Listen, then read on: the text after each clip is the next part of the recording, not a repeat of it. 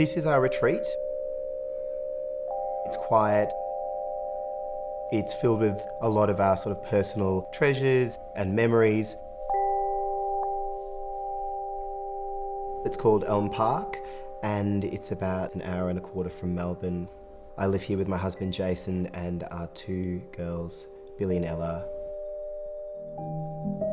This came together really well in the sense that it is actually quite a modest house with just one really large, incredible ballroom type space where we can have a lot of people sitting and standing, playing games and eating food and just generally having a really good time.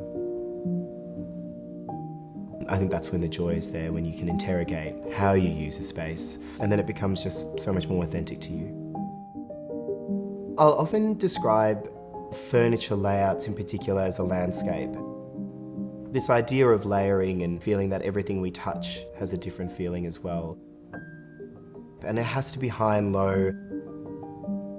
A large overscaled lamp combined with, a dainty side table, for example, can give benefit and grandeur to both pieces equally.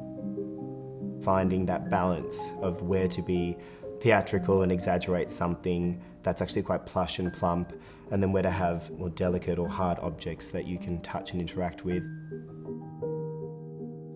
But if the piano's in the wrong place, it doesn't get played. And I wasn't willing to compromise having so much space taken up if we weren't going to be playing it on a regular basis. We positioned the piano with the greatest outlook and is pretty much the backdrop music to life here at Elm Park, which is really lovely. The place is very eclectic. I do often take a lot from my own history. My parents are Sri Lankan, and that's where they were born. That level of understanding of how to be hospitable, how to welcome people to your home, always keeps me grounded in what the design principles I want to work with are. The palette really started with the fact that we had so much natural light. All the windows open up to a piece of artwork and it's really, really verdant.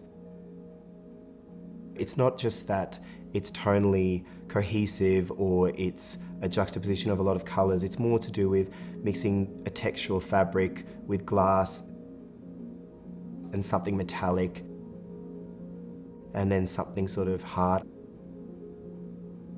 In the right quantities, they come together really beautifully.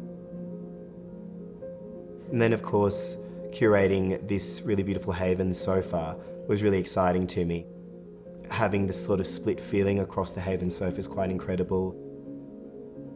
It just transforms and it feels like it's got an energy to it because you can interact with it.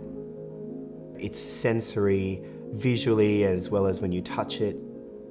The chaise sort of lily pad, as I call it, in the corner, which is great for cozying up, epitomises a lot of the things I look for in a sofa for myself and for clients. I love the chartreuse mohair of the two dining chairs against velvet, and I think that some of the harder objects like the feature BMDO chair, which is in a really amazing high polished mirror chrome finish, contrasts with the tiled table, and then the ikat textile tray that sits on top of it. So many treasures are in this room. A lot of memories, a lot of travel, and collecting things that we think are special. They're very sentimental. I could pretty much go around the entire room and find pieces that populate it from people in our lives, and I think that that is really special and reminds us that we're very, very lucky.